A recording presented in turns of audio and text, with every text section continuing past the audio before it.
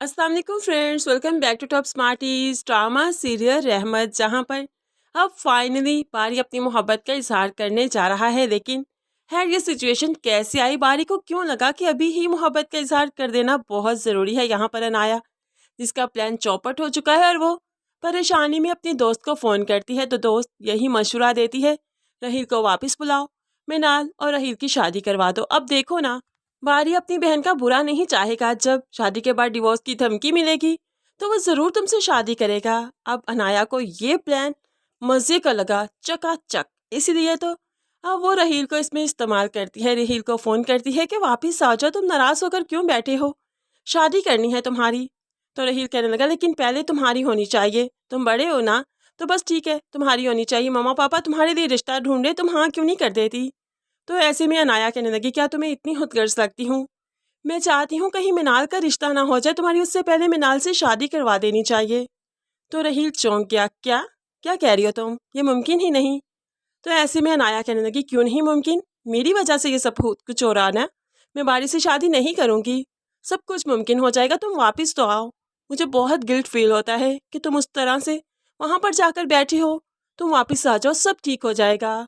अब अनाया ने ऐसा कहा तो रहील को कोई उम्मीद जागी। वो तो मिनाल से काफ़ी मोहब्बत करता है, उसके अलावा किसी को तसव्वुर भी नहीं करता, इसलिए रहील का वापस आना तो मुमकिन सी बात है। दूसरी तरफ अब यहाँ पर बारी का दोस्त जो परिशे को काफ़ी पसंद करता है, बारी की गैर मौजूदगी में वो ऑफिस में आता है, परिशे से कोई बात करने ही वाला था कि यहाँ पर बारी आ जाता है। बारी का इस तरह से इसका यहाँ पर आना काफ़ी ताज्जुब हुआ बारी को। अब अगले ही दिन वो फिर से ऑफिस में आ गया, तो परिशे से कुछ बात कर रहा था कि ऐसे में बारी आ गया।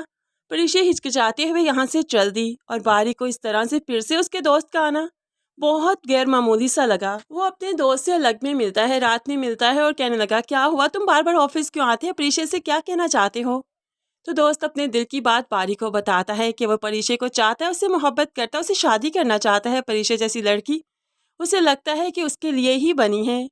बारी को गुस्सा तो बहुत आया, लेकिन फिर ये कहते हुए बात टाल दी, यार वो इंगेज्ड है, तुम्हारे में कैसे इंटरेस्ट दे सकती है। यहाँ पर तो दोस्त के हाथ चिकना चूर हो गए, लेकिन है वो समझ गए इस सिचुएशन को, इसलिए वो परिशे से अब मिलने नहीं जाएगा। दूसरी तरफ बारी परेशान है कि अगर कोई और आकर परिशे से मोहब्बत का इजहार करके उसे ले उड़ा तो क्या करेगा। सब कुछ सोच रहा था कि मिनाल आ गई, क्या सोच रहे हो, जानती हूँ परिशे के बारे में ना, मोहब्बत करते हो, चाहते हो उसे, तो उसे प्रपोज क्यों नहीं कर देते। तो ऐसे में बारी कहने लगा, हर्ष तो कोई नहीं, लेकिन सर फिरी सी है, पता नहीं कैसे ही रिएक्ट करेगी। तो मिनाल कहने लगी, कोई नहीं रिएक्ट करेगी, बहुत अच्छी है, मुझे तो बहुत पसंद है, तुम कल ही उसे प्रपोज करो, अच्छा, और मुझे खुशखबरी ज़रूर सुनाना। ऐसे में वो अगले रोज़ जाता है, हिचकिचाते हुए परिशे को सोफे पे लेकर बैठता है और कहने लगा, आप यहाँ पर बैठिए, कोई बात करनी है आपसे। परिशे भी घबरा गई, क्या बात है। तो बारी हिचकिचाते हुए, अगर मैं कुछ कहूँ तो प्लीज़ माइंड मत कीजिएगा, प्लीज़ नाराज़ नहीं होना, प्रॉमिस कीजिए नाराज़ नहीं होंगे। तो ऐसे में परिशे कहने लगी, कैसे प्रॉमिस कर लूँ, जिस बात को करते हैं से पहले आप ऐसे घबरा रहे हैं, हिचकिचा रहे हैं, मुझे क्या मालूम कि नाराज़गी वाली बात है या नहीं, आप बात तो कीजिए।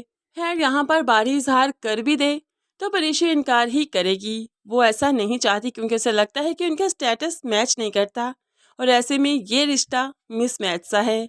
और अगर बारी बात नहीं कर पाया, यहाँ पर कोई और आ गया, तो फिर ये बात तो लटक ही जाएगी और फिर उस सिचुएशन पर जाकर परिशे को मालूम पड़ेगी जिस सिचुएशन में वो बारी का हाथ नहीं थामना चाहती, क्योंकि शायान साहिब परिशे को वार्न कर चुके होंगे कि बारी से दूर रहो वरना तुम्हारे साथ बहुत बुरा करूँगा।